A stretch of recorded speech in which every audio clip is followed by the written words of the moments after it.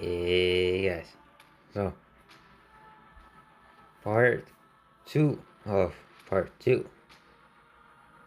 I fell asleep last night.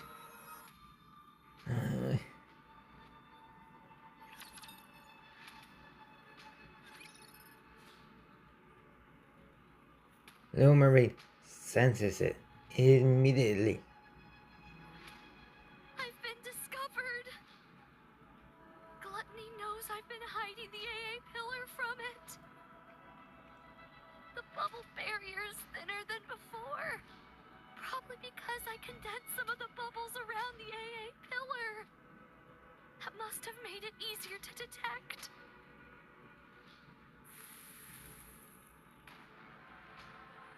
The bubble ignites as it touches the sea water.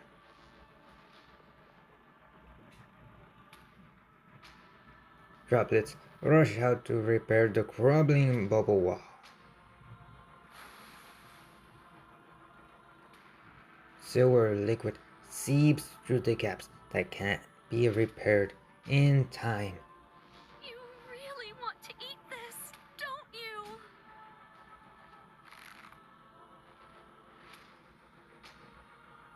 Little Mermaid tightly embraces the encased AA pillar and gazes at Gluttony's core. Well, you can't have it. I don't care how much you glare at me. I'm not handing it over. I won't let you have it. My bubbles will dissolve the energy. And it will disappear.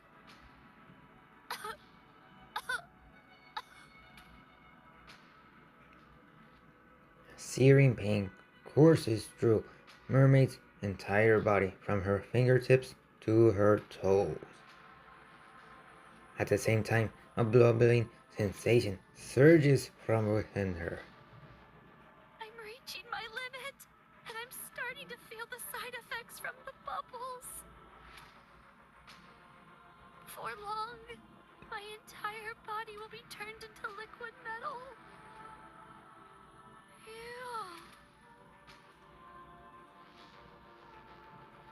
As her vision gradually fades, Little Mermaid wonders if she closes her eyes, how many more times will she be able to open them? No, not yet. I can't stop now. Not until all this energy is depleted. Desperately embracing the immense energy to keep it from escaping, Little Mermaid closes her eyes again. Mihara and Uni track Gluttony's movements. Meanwhile, Mori follows behind, not saying a word. Along the way, they encounter rapture after rapture. Time and time again, they take them down. Relocate Gluttony's trail and press forward. It is Mori's first true skirmish with a rapture, entirely unlike her previous encounters with them. In the past, she only caught glimpses of raptors while fleeing with support squads. But this is something else altogether, and altogether more terrifying. It feels as if the raptors could end her life at any moment with a single attack. Her wounds accumulate and wear her down. So many times she wants to collapse, to run away. She wants nothing more than to dig a hole in the ground and hide. But each time Mori thinks of this, she clenches her teeth. And think about the two others whom she dragged into this. She thinks about Uni's eyes filled with tears and terrified of losing Mihara. of Mihara's relentless efforts to grant her wish, of Siren who has sacrificed herself in order to save everyone, and was now trapped inside Gluttony, facing her imminent doom. Mori thinks about every word Siren has said, every affectionate gesture she has shown to her. As she recalls all this, Mori rejects her fear. She'll force herself up again, force her feet to move forward. She tightens her grip on her gun, even though she wants to grab a shovel and dig. On and on she runs, while any concept of day or night. Until finally, I'm not seeing a trail anymore. Gluttony must be close. we're just one step away from the place where Little Mermaid is waiting. We finally found her.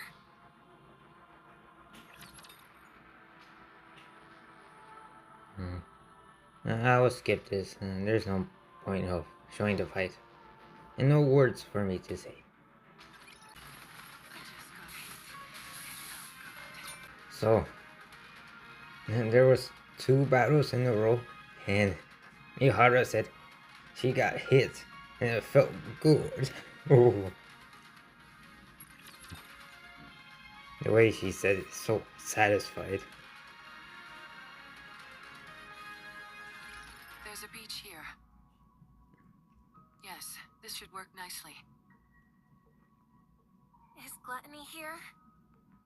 Yeah, it should be underground, within a 10-kilometer radius. 10 kilometers? How are we supposed to find it? How do you think? We need to lure it out. But how? By using the beach, for starters. Setting up here will allow us to minimize the amount of raptures that could swarm us. Then what? Since Gluttony reacts to strong energy sources, I'd say it stands to reason that's what we have to use to lure it, don't you? Do we have something that's capable of producing that much energy? We do. Both of you, listen to me carefully. I'll lure out Gluttony. Uni, once I get it to stop, you need to make sure it doesn't close its mouth. You need to hold it open for as long as you can, however you can, until Mori and Siren are out of there. There's a chance they might not be able to escape through Gluttony's breathing hole. While Uni's doing that, Mori, you need to take the E2 crystals and hop inside its mouth. Okay. The main reason Siren refuses to come out is that she intends on sacrificing herself in order to eliminate the energy inside the AA pillar. In other words, if we can't convince Siren to leave of her own accord, we can't save her. That's why your role is the most crucial, Mori. Not only do you have to go back inside Gluttony and plant the E2 crystals onto its core, you also have to meet up with Siren and convince her to come out. You can do it. No, you need to do it. We came here to save a life, not to lose our own. You're right. I have to do it. I have to save her no matter what. That's why I asked for your help. Mori looks at Uni and Mihara. You both are risking your lives for my sake. I won't fail you. You've become a real trustworthy ally, Mori. Don't make fun of me when I'm being serious. All right, all right. Shall we get started? Mihara walks forward. Uni urgently grabs Mihara's hand. Yes, Uni?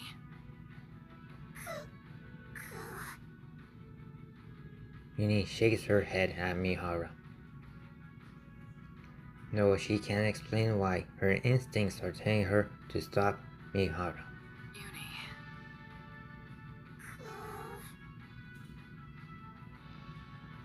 Uni shakes her head desperately, pleading for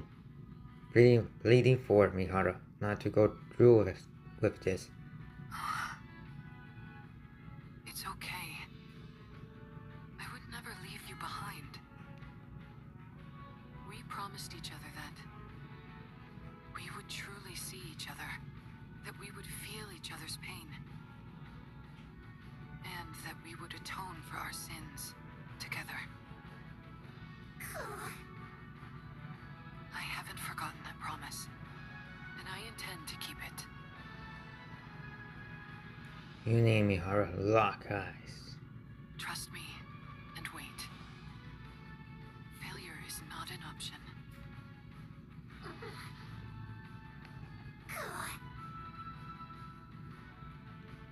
Uni lets go of Mihara's hand. Thank you, Uni. I'll be back. Mihara steps forward again, leaving Uni behind. Code release. Activate all cores to their limit. Initiate fusion. Recognition complete. Activate all cores and body to their limit. Error. Reaction error. Fusion unsuccess. Unlock code deep. Activate all cores and body to their limit. Initiating fusion.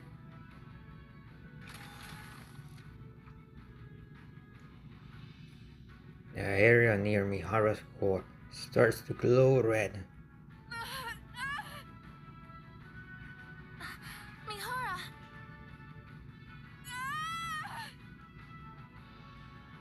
Mihara crows up, unable to withstand the pain.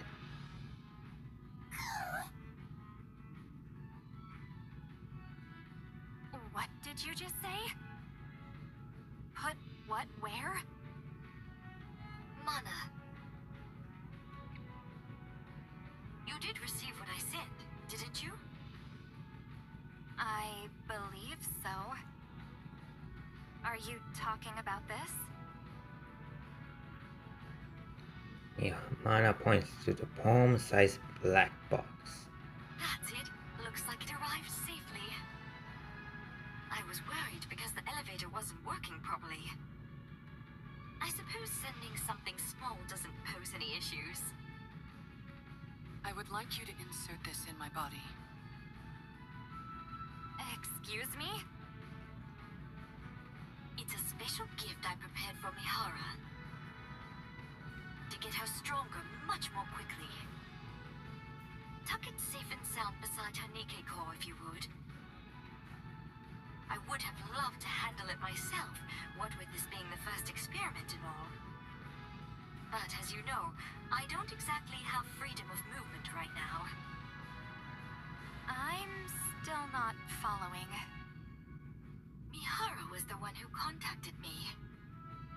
Quite eagerly, I must say. She told me she requires additional strength in order to fight gluttony. Given that she couldn't utilize her current body's ability to its fullest, she wanted my help. And to that end, she agreed to become my test subject. Mihara? That's why I prepared this little doohickey for her. It's quite risky to be sure, but if you want to enhance a NIKKE's abilities in one go, it's the best option available. So it's meant to enhance NIKKE's abilities, yet you're having me insert it beside her core separately. Is this a Rapture Core? You're familiar with the ins and outs of NIKKE bodies. I'm sure you can insert it next to her current core easily enough, right? This is incredibly dangerous. If I insert this inside her, the NIKKE Core could... Do you remember your promise from long ago? You said you would help me the next time I wanted to do something good. Well, now's that time. I can't leave the Ark at the moment. And Mihara needs to fortify her strength straight away. That leaves us with you, Mana. You're the only one who can do this. You call inserting this inside a NIKKE a good thing? Of course. I'm giving a NIKKE who wants to be stronger the power she deserves. What's more benevolent than that? But a NIKKE and Rapture Core can't exist together. You of all people should know that a NIKKE's core... Yes, I know. NIKKE cores have a barrier which prevents them from reacting with other cores. But what if you could break past that barrier? What? Are you telling me you figured out a way? How? That's my little secret. If I told you, you might have to get sent somewhere awfully dangerous. You don't want that, do you? No. Now then, be a good girl, would you? Don't let your curiosity get the best of you. Don't peek inside the box and just put it inside her, okay? Understood. What's this barrier you're both talking about? NIKKE cores have a safety mechanism, which makes it so they can't react with other cores. Even if it's two NIKKE cores in one body, it prevents them from interacting. It would also prevent Rapture cores from devouring the NIKKE core. And vice versa. You mean NIKKE and Rapture cores can consume each other? Yes, a clear example of that is core dust. It can distill a Rapture core down to its essence and use that to stimulate growth within a NIKKE's own core. Jien! Oh dear, there I go again, running my mouth. If you knew any more about this, Mihara, you'd never be allowed up on the surface again. So I'll stop there. On the other hand, it's nice knowing the stakes, don't you think? Of course. It's important to know these things. Now then, Mihara, once that core is implanted into your body, all the abilities you previously couldn't draw out from your body will fully awaken. If there are no changes after the surgery, then it means your body itself is defective. However, I can quite confidently say that my sister is the best of the best when it comes to building NIKKEs. So I'm sure you'll become much stronger, Mihara. That is, if you can endure the pain. Every prior test subject has died because they couldn't withstand the pain. You, however, said you'd be willing to do anything. So I'm sure you'll be able to endure it, won't you? Of course. I can't wait to see how it turns out.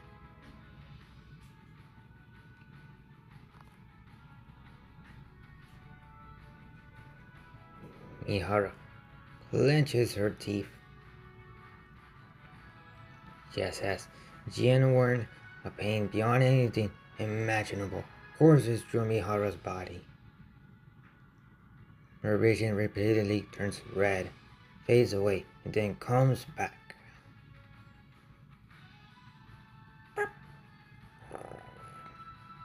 Warning, system error.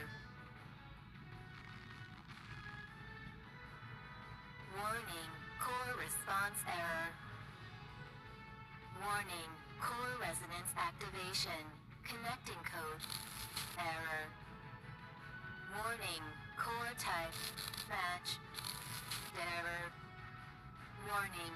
Barrier. Reactivation required. A series of warning sounds and error messages blare out.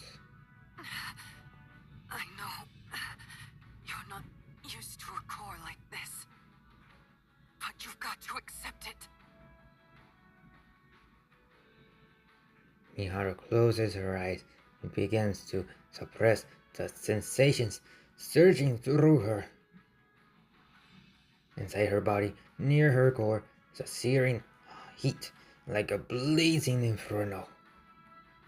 This configuration expands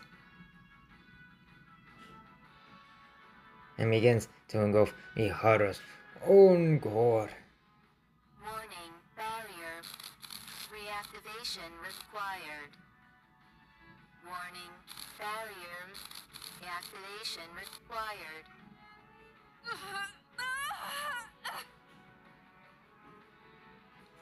Countless warning sounds echo in her head.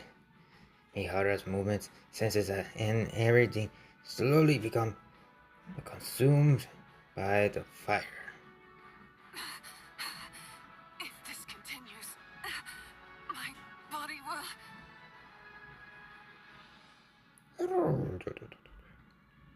Mihara's body begins to glow even redder. The inside of her core boils like a massive fireball. A volcano on the verge of eruption. As it rages on, her consciousness drifts further and further away.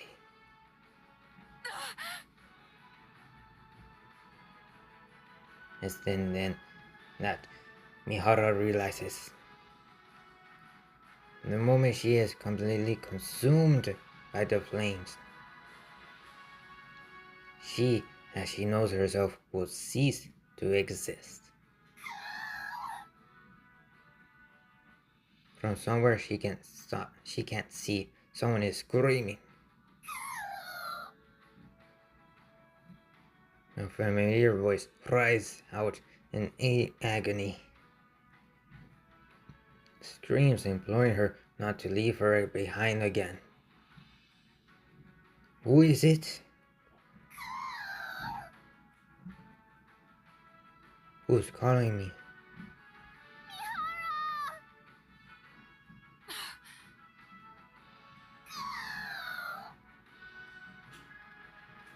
Yuni and Mihara lock eyes. Yuni's eyes tremble with fear, terrified of losing Mihara once again. Her eyes beg Mihara to keep her promise. Mihara can't let those eyes be filled with despair again. Mihara bites down on her cheek. Harder. A sharp pain in her mouth pulls Mihara back to life. Me.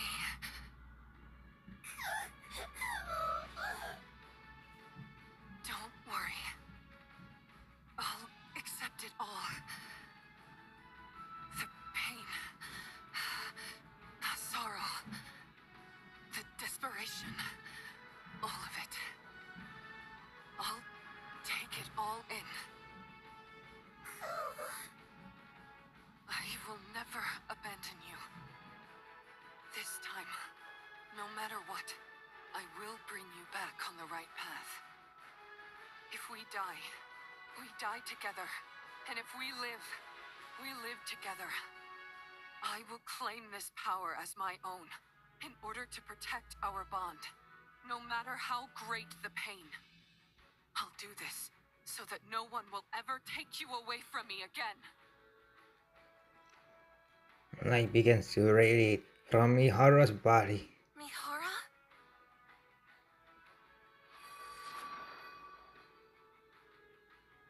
A purplish light, dark enough almost to be black, bursts forth from Mihara's core, and chain-like patterns of the same color spread all over her body. Mihara recognizes the changes in her body. She now realizes how to awaken the sensations contained within all living things, no matter how much larger her target is, no matter how overwhelming powerful they are, or how much pain they can endure. None of it matters anymore, so long as her foes are alive and connected to her via these chains on her body. She knows that she can now feel their pain as well. She can endure any amount of suffering they inflict upon her. Of that, she is certain. Such power. My arms could be ripped off. My entire body could be smashed to a pulp. And I would enjoy it. There's no limit to the pain that I can now endure. How thrilling. Oh, the fun I'm going to have.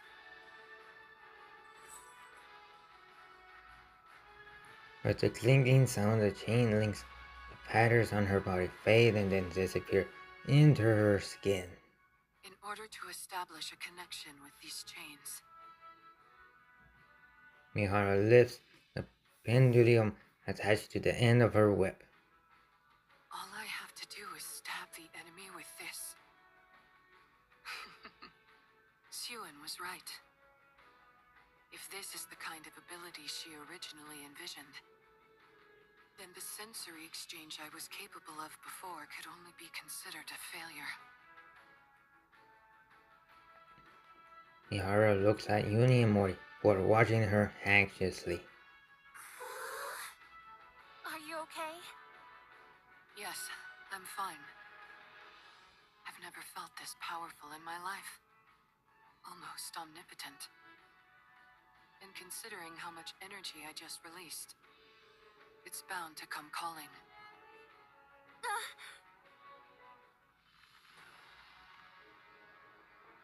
Everyone, back up.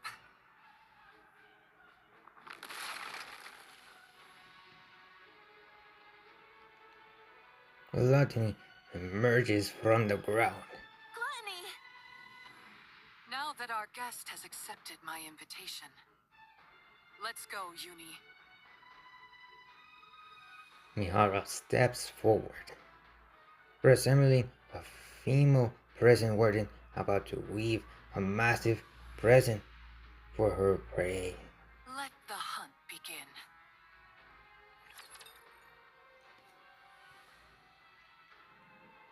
Oh yeah, so I'm not alone. We're all in this together. I'm going to use Mihara's butt as a side art. Yup. Mihara will be in one of the sides.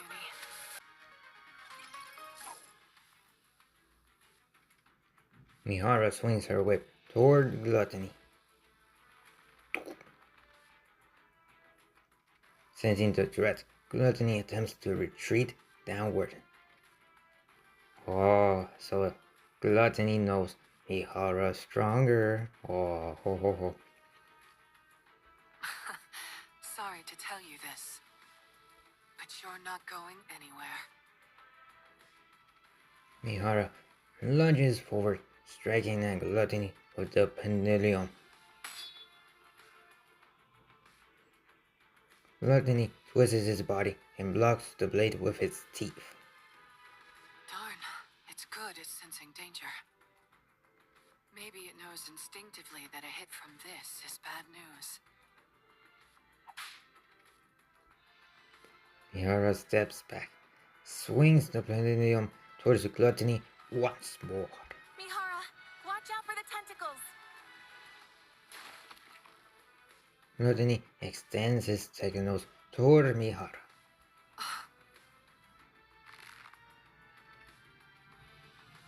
Mini grabs the tentacles.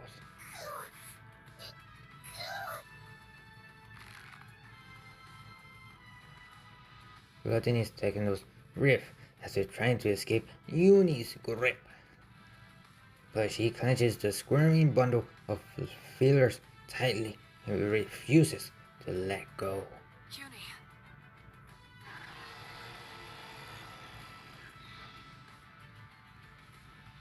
With a deafening roar, a shower of splinters bursts from Gluttony's body. Everyone, duck!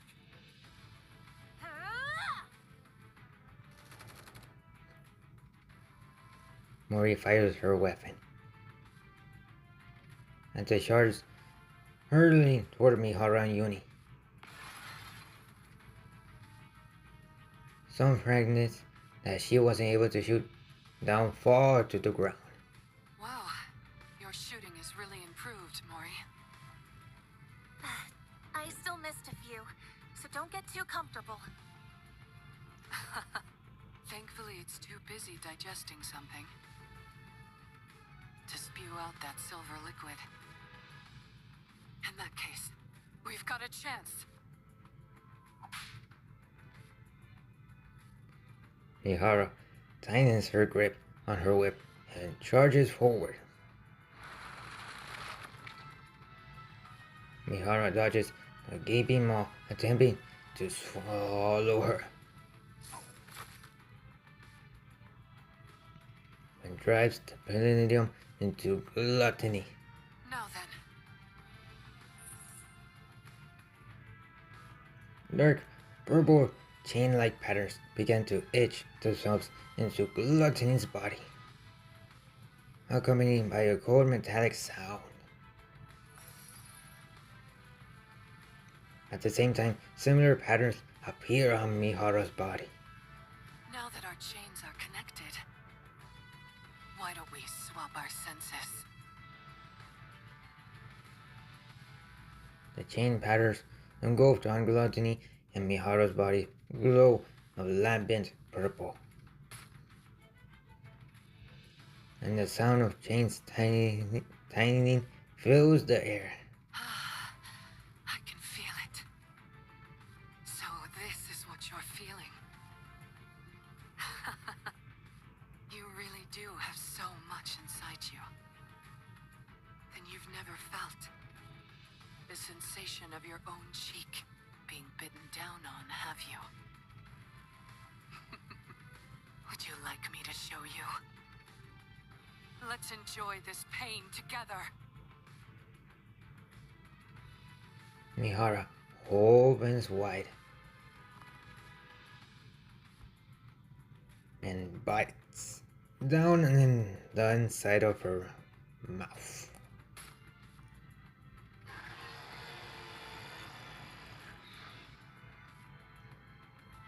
Gluttony convulses as if in unbearable pain.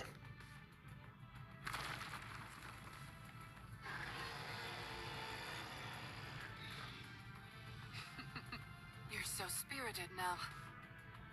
Why don't we enjoy a little more?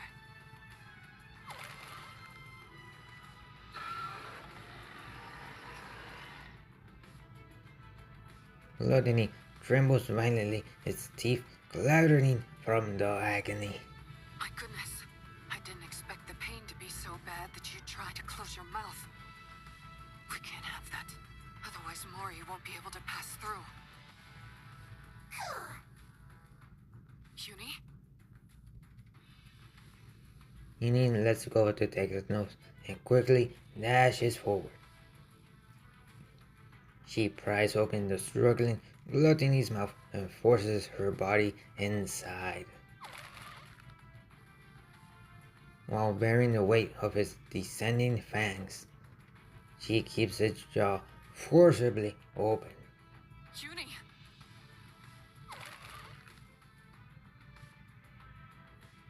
Gluttony continues to spam in pain.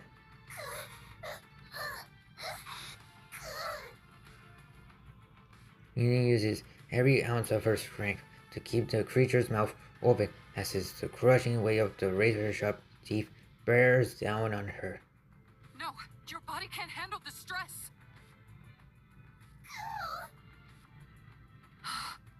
You're incredible, Uni.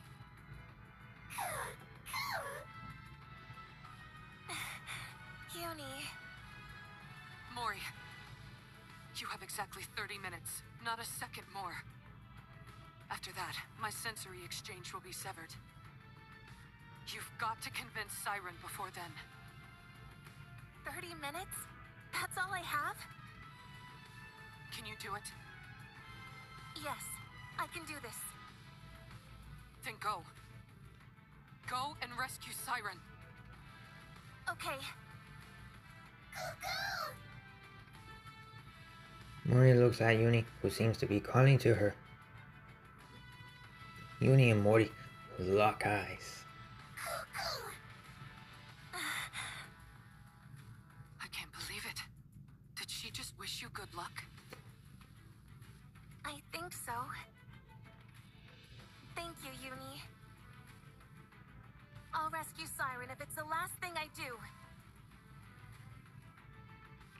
Mori looks ahead toward the black jams. That is Gluttony's gaping maw. Meanwhile, Uni desperately continues to keep the jaw open. Ah! Mori hurls herself towards the creature's mouth, and the black abyss slowly draws closer to her. Suddenly, Huh? something falls at her feet. A compass and a map that guide the way to the Ark. At first, a kit to her to heal her wounds. A chocolate bar to keep her hunger at bay. A field shovel that has saved her skin more than once at critical moments. Everything that has kept her alive until now falls to the ground. And the reality she had been determined to avoid comes rushing at her head on. Along with it, the fear of death comes crashing in. No. Somewhere deep inside her, a voice screams for her to stop. A part of her wants to stop right there and cry out that she can't do this. This is clearly insane. Like a suicide mission. What if Siren's already dead? What if she never realizes Mori's coming to save her? What if there's even the tiniest bit of silver liquid left in Gluttony's throat? What if Yuri can't hold any longer and the mouth closes? What if Mihara collapses and can no longer restrain Gluttony? No. She'll die. She'll die in the most excruciating way. The life she's fought so hard to hold on to will crumble away in an instant. Just like how that shovel fell to the ground, so will she go plummeting into death's cold embrace. No. Even so, she has to run. She must. There are people out there who have risked their lives for her. It's time for her to repay the affection she's been given. She's here to save the person who reached out and gave her a reason to live. She has to go to her. Ah! Mori ignores the falling remnants of her life, summons her strength, and pushes off the ground with all her might. She sends herself hurling forward, Siren! hurling towards the lifeless abyss. Very good. And that's Mori pushes the things that helped her We're all in this together. all of this time. She pushed it away and she This is about rushes to save Siren, who is now so weak. in need of help. I just got hit. It felt good. Ah, There is a massive tremor, and the crimson sea begins to surge violently. that sound. Marie lifts her head and gazes above. Gluttony is shaking? Marie closes her eyes and focuses on the sounds of gluttony is making.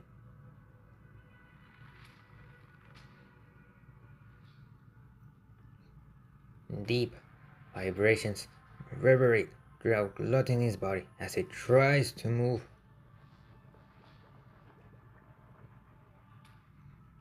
Meanwhile, all the liquid inside it churns violently. It's as if it's fighting against something. But what? No mermaid focuses even more, listening intently to the noises coming from outside. The sound of something being pierced into Gluttony's body.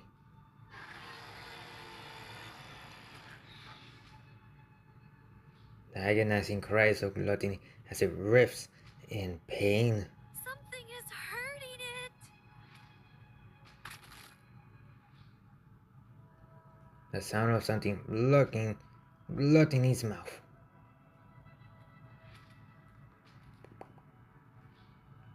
The sound of footsteps. Someone's running this way? Siren! Ah! The mermaid looks up. Through the gap of Gluttony's open mouth, light pours in. And within that light, Ah! Mori is there. Mori! The mermaid frantically raises her hand. I need to save her!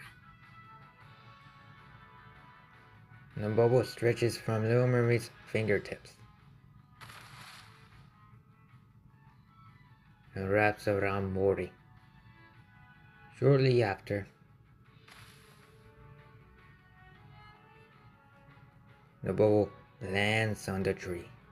Mori!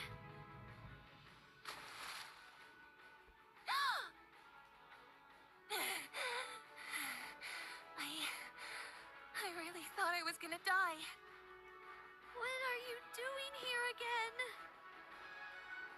Hold on. Mori hurriedly digs through her belongings. Inside a glass bottle, the E2 crystals and the battery remain intact. Thank goodness. I got it through safely. Mori? Siren! Mori grabs Little Mermaid's arm. Let's get out of here. Oh? Let's get out of this place, Siren. Mihara and Uni are waiting for us outside. They're keeping Gluttony from moving. We need to leave at once. I can't. I must ensure the AA Pillar's energy is completely depleted. You can do that outside. You just need to take it with you so that Gluttony can't consume it.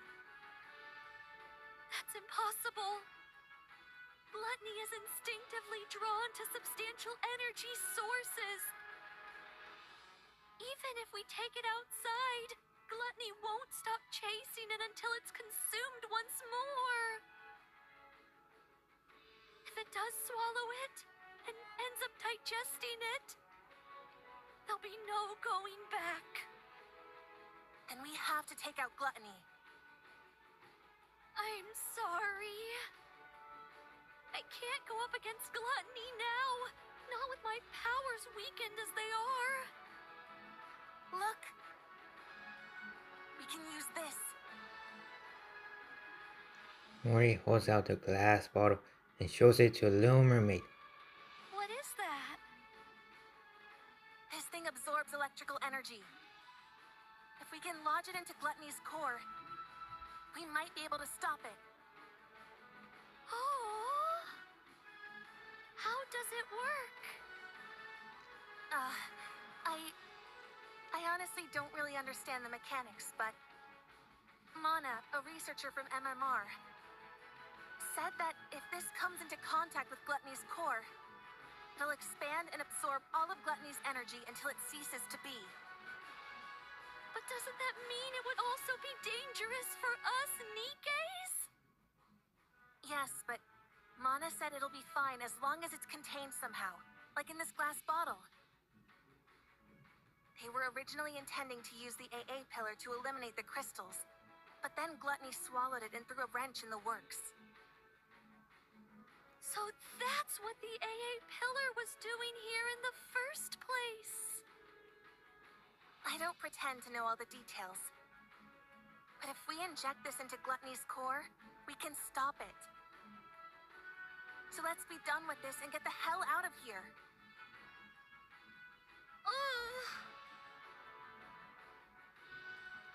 Little Mermaid takes the glass bottle from Mori. Siren? Mori, Yes? you came back to this hellish place to give me this? Yes. Thank you, Mori. And I'm sorry. Little Mermaid gently removes Mori's hand from her arm. But I'm not leaving this place. What? I will use this to defeat gluttony. But first, you must leave. No. I'm not leaving without you. I might not be able to hit gluttony's core on the first try. Even if I do manage to insert it into the core, it might not have the effect that we expect. Someone has to stay behind and keep watch. Then we'll both stay. We don't know how dangerous these crystals are, or what effects they will have on the bubbles, or Nikkes. If things go wrong, we could both end up dead. And we'll die together. Mori! Don't even think about using your kotodama on me. No matter how many times you send me out, I'll find a way to crawl back in.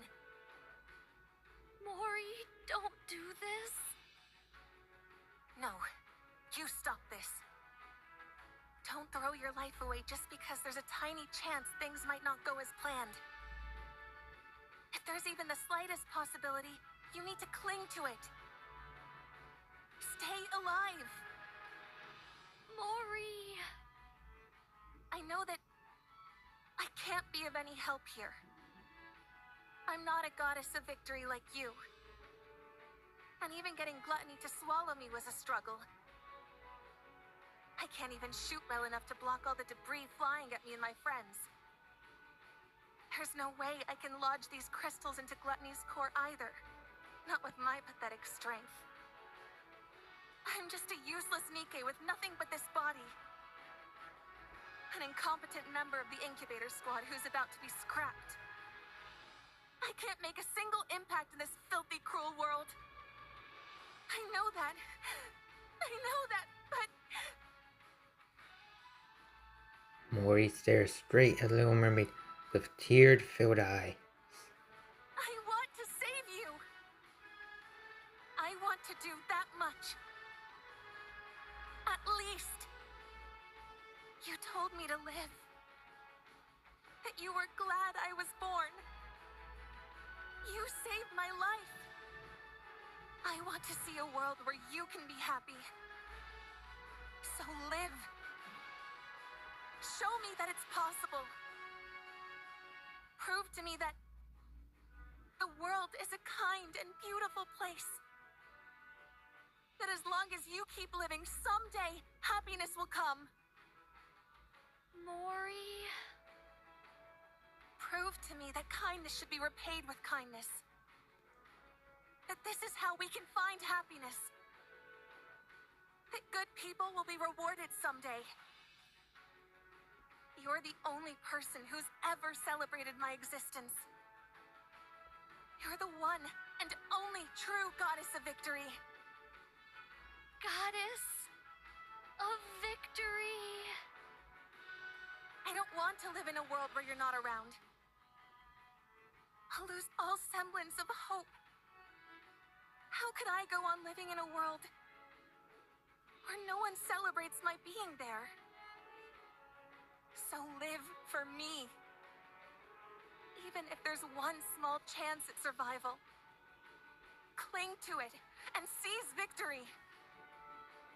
Stay alive and keep surviving. Save me.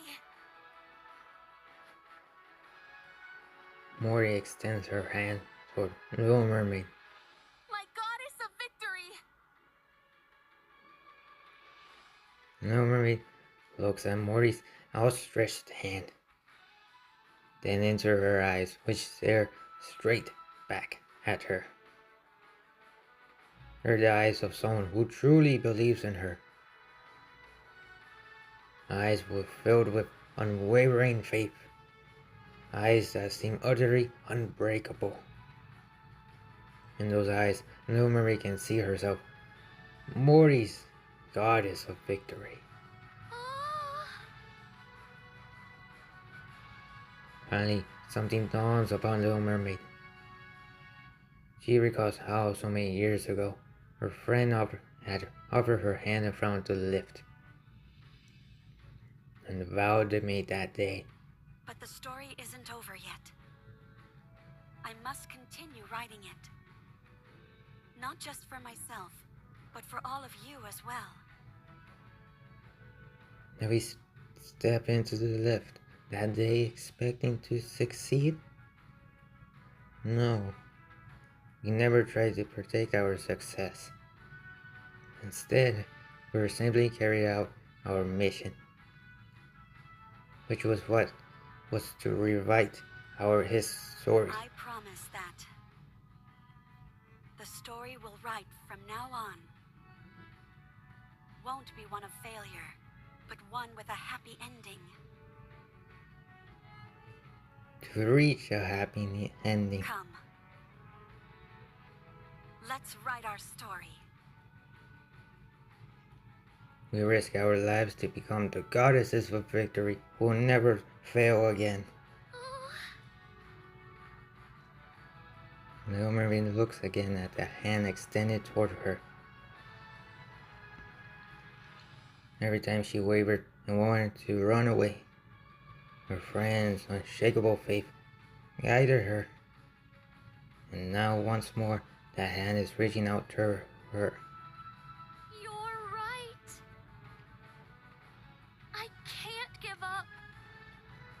If there's even the slightest chance of us being able to rewrite our story, I have to take it. Little Mermaid grabs Mori's hand. I will survive. I will become the indomitable goddess of victory.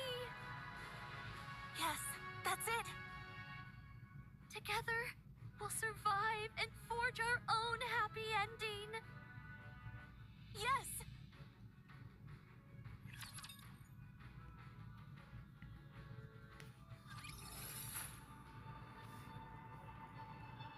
Mori's goddess of victory. Siren. I miss them all. I must live to see them again. Mori, Uni, Mihara, they all risked their lives to save mine. It's time I return the favor. If there's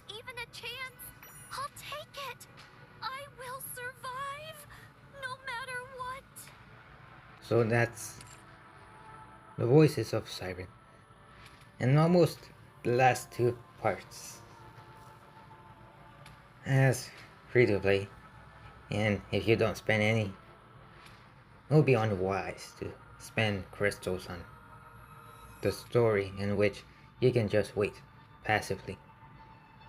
So, like, subscribe, goodbye. I'm sorry for me messing up a bunch of words. I was really into the story.